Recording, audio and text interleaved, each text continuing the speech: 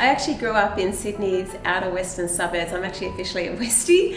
A family of 4 children. I was actually the oldest. My dad was an earth mover. At the age of 19, he won the Clarendon Homes contract. And so my dad has basically levelled a lot of the home sites around Sydney. So as a little girl, as a 3-year-old, I would quite often sit on the side of his tractor. I've actually got some very early photographs of me on the back of his old Bedford truck. So I guess, that for me was probably where I started venturing into renovating, or why I have this passion for renovating. I loved the fact that I would sit on the side of the tractor. Dad would just go in and carve out a slice of land.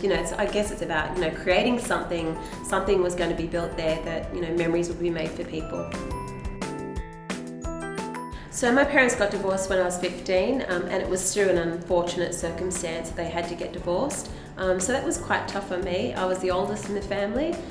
What was more tougher is that my mum was a stay-at-home mum. So my dad being an earth mover, they just had a little home-based business. My dad employed 1 or 2 boys, and my mum managed my dad's earth moving business. So what happened is when they got divorced, then suddenly my mum was faced with having to find alternate employment. And the reality was is that at the time she was 35 years old with 4 children. She had never worked in a corporate office environment or anywhere else outside of the home, so she actually found it really hard to get a job. So then what happened is she went and got a mortgage, and she actually bought a business. It was the wrong sort of business to buy in the first place. It was a really weird shop. It was a haberdashery shop in combination with old ladies' dresses and a lottery agency all rolled into the one shop. It didn't go well. So she actually pulled me out of school in year 10 and I had to go and work in that shop. So I literally had to do a big commute. We lived at Penrith. I had to walk about 20 minutes up to the train station every morning. I had to sit on a train for about 50 minutes from Penrith to Granville. I then had to catch a bus from Granville to South Granville, and I had to have the shop open by 8 a.m. every single morning. So it was a very early morning start. I had to do exactly the same process every afternoon on the way home. And I did that 6 days a week, and I did that for about 2 years, and I got paid $50 for the 2 years' work. All of this was going on. I just had to step up to the mark and do what needed to be done to keep the family afloat. Even though that was a bad experience, that instilled a really good work ethic in me. It taught me the value of $1. It just taught me so many lessons, and to be quite fearless and to do whatever it takes to get where you need to be.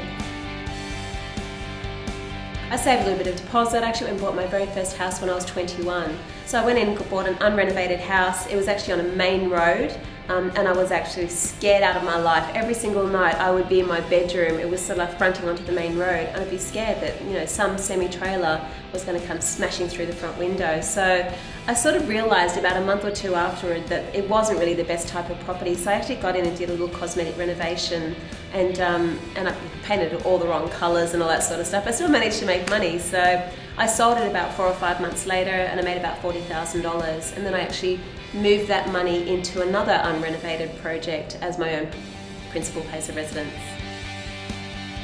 All through my 20s I was working in a marketing background, and like I said, really dedicated myself. I'd worked tirelessly, sort of moved myself up the ranks of the marketing profession, but I just felt like a slave to my corporate job. I always say, I felt like I was in the pinstripe jail. So I went out. I was earning good money, but didn't have any time to spend it or enjoy it. I wasn't living my life, so to speak. I went out to buy my first project, my first professional project, when I was 30 years old. I ended up buying a little house in Rozelle. It was a cosmetic renovation. Got in, did a 8-week part-time cosmetic reno, and sold it for a $268,000 net profit margin. So for me, when that auction hammer went down, it was like the light bulb went on. I went, wow, I've just earned like 3 years' salary in the space of 8 weeks part-time. Literally walked into the office, a few days later, resigned from my job, and I have not looked back since. The thing is, this is a hard challenge. On a renovation site, I'm working with men. Let's be under no false illusions. So what I do is I actually flitter between different characters. I've actually got 7 personalities. So what I do is basically, on site I have to be firm but fair. But on the personal side, I'm a pussycat. people think I am this ball breaker, but I'm not. I cry. I actually cry at chick flicks, and you know, if I see a little animal injured, you know, I want to save it. You know, so I'm just like every other girl. For me, I know that I can now give my daughter a better opportunity really to pursue whatever her dreams are. I didn't have that capacity when I was growing up. My parents didn't pay for university or anything. They just didn't have the money. My daughter can literally do whatever she wants. She can go to university, she can go off traveling the world. Like, I just want her to do something that makes her the happiest person she can possibly be on this earth. She may go and do something completely left field. You know, she might want to go work in an orphanage. She can do whatever she wants.